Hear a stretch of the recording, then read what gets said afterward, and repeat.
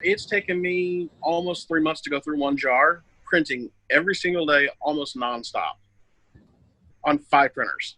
Well, to be brutally honest with you, it started with a little bit of PETG, but mostly ABS. Likes to curl, likes to warp, and everyone out there will tell you, do this, do that, do this other, and most of it doesn't work. With Nano, I can print it with no brim. It literally goes down just like PLA. And as long as I control my Z offset, I have no issues.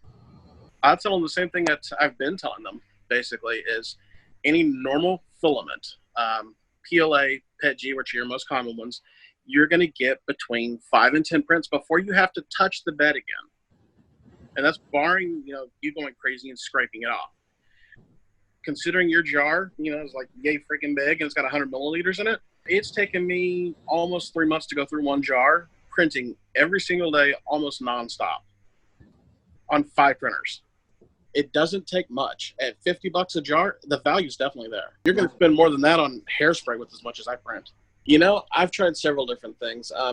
You know how everyone tells you, oh, painter's tape, oh, masking tape, oh, glue stick, which is a mistake. Hairspray. let's go ahead with that. In fact, the only way I was able to do ABS before was actually with hairspray and having to basically pool it, dry it, and then watch it print. And then you had about a 50-50 chance of it trying to take a piece of your glass with it. I've tested it with 3 different brands of ABS, PETG, PLA, just about everything I've thrown at it. If I've had any failures, it hasn't been due to Nano.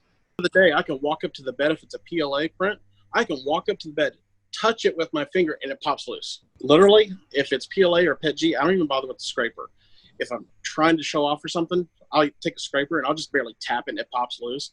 Otherwise, literally walk up to the print, grab the part, pick it right up, and it's done.